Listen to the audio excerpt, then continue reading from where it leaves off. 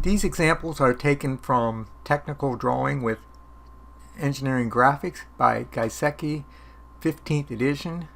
This problem is from Chapter 6, Exercise 6.5-1.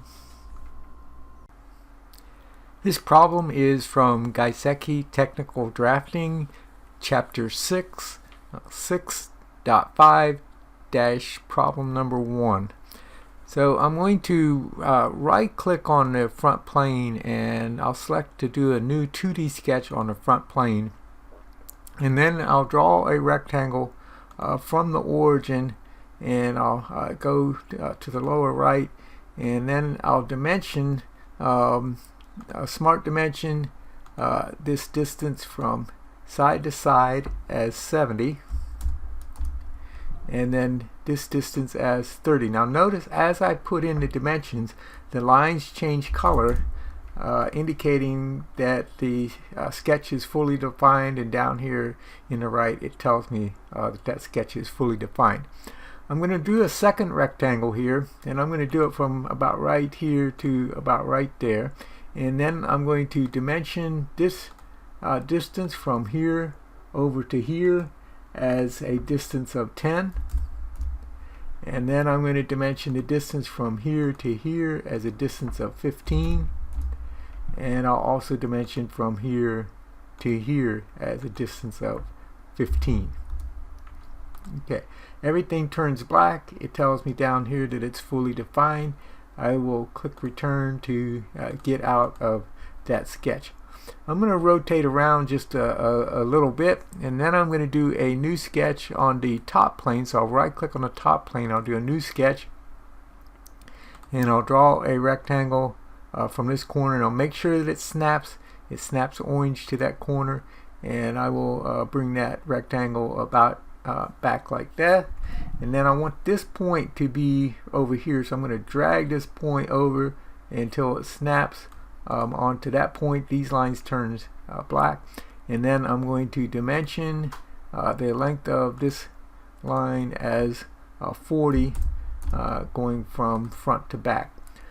I'll hit the space bar, and let's go to the top view of this. So we're looking now down at the top view, and I'm going to draw a rectangle from this corner over about like that, and then I will dimension that rectangle from here over to here as 40, and I will dimension the distance from here to here as 15. Notice the color change in the line as I add the dimensions. I'm going to add a circle about right here, and I'll add another circle about right here, and I'm going to dimension the diameter of this circle, and I'll dimension that as 10, and then I'll dimension the distance from here to here. That vertical height is 10, and again I'll select a circle again, and I'll select this edge, and the horizontal distance is 25, and then I want the vertical height from this circle down to here as 30. Now this circle, if I drag it, it can still be moved around horizontally, but it doesn't go up and down. And then also the size of it can be changed. So I want this size to stay the same as this circle. So I'm going to select this circle, and I'll hold down the control key, and I'll select this circle, and I'm going to select equal, and I can do that make equal here, or I can come over here and click equal over there. Now I also want this, I want it to be 40 from here over. This is already 40, so I'll select this line, I'll hold down the control key, and I'll select this center of the circle, and I'm going to tell it to make that center point coincident with that line. So I want to select coincident. It moves it over so that the center of that circle is along that line. I'll finish my sketch and save it, and then I'm going to do an extrude, and it asks me to select the sketch I want to extrude. I have two sketches here. I'll select this sketch, and I want actually this area in here. I don't want this area up in here. So here where it says selected contours, I'm going to clear, right click and clear that selection, and then I'm going to select just this area right in here, and I want this to go back this way, but I want it to go back to this point. And so where it says blind, I'll click on the down arrow, and I'm going to say up to vertex, and I want to go up to this vertex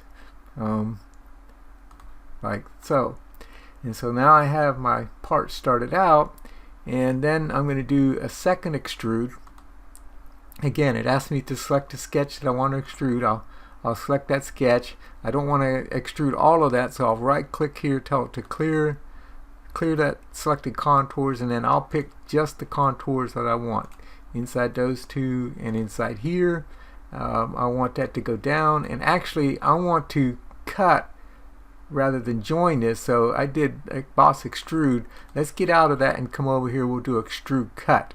And if we pre-select the sketch, if I click on that sketch and highlight it and then do the extrude cut, now it's prompting me to select the, wherever you see this this blue colored box, then that's the prompt that it's asking you to select. I will select that area, and I want to go all the way through the part, so I'll tell it to go through all, so it's going to cut all of the way through the part. And so there we see that we have created the geometry for this part. Next, I want to begin to lay out the 2D drawing of my part, and I can either come up here and select model view, and I can select the part that I want, or if I have the part open, which I still have it open in the background, I can come over here and go to this view palette, and so I can get the front view or the right view, the top view, and I'm going to drag this front view over here onto the screen. And then I'm going to come up above the front view to place the top view, and I'll come over here to place the right side view, and then I'll come up here someplace to place the isometric view, and I'll say OK to that. I want to move this, I'll grab the boundary of this isometric view, and I want to move this over here, something like that. I want to then put the dimensions on here, so I'll go to the annotation tab, and first thing I'll do is I think I'm going to put center lines in here. And so I'm going to do center line, and I'm going to select this line and this line. It puts a center line in between those. There's also a center line here, but it'd be in the same location as that object line, so that might be confusing, so I'm not going to put one there.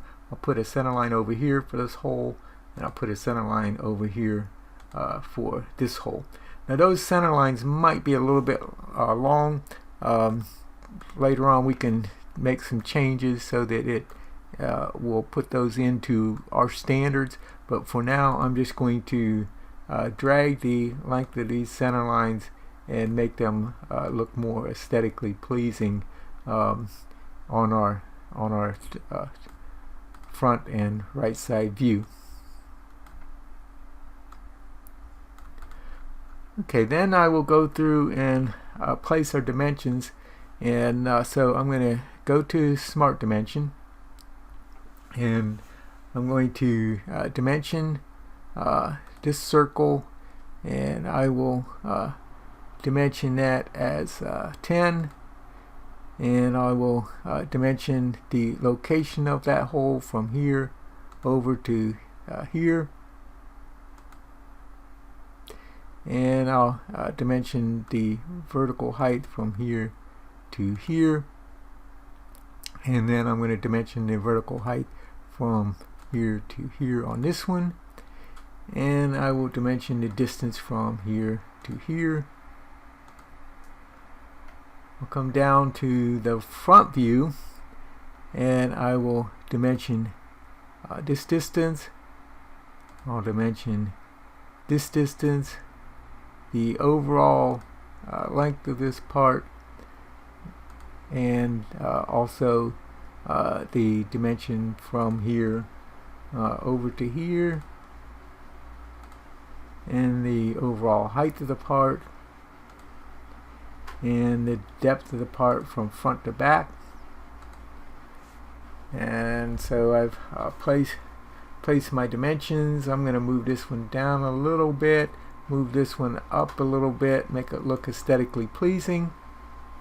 I might move this one to the other side, to the inside. And then on these center marks now, there shouldn't be a gap in between right here and here. So I'm going to grab this center mark and I'm going to grab the end of it and I'll drag it up here. And so now I don't have that gap. I don't want the gap here. I have to get that again. Let me try that again. I'll zoom in on there some more. Okay, so I'm going to get this and I'm going to bring this over here. And that went too far. It went over, and so I need to bring that back. Here we go. Okay, so I want a dash in between here for the center mark. And so this one is closed off. So I need to bring this one back.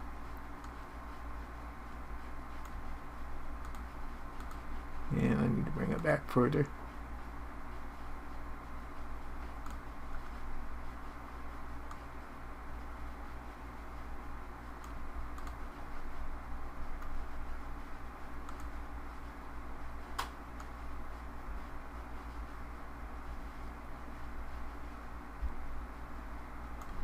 There we go. Alright, so that is our first drawing that we've completed. We did the model and then we did the detail to the drawing.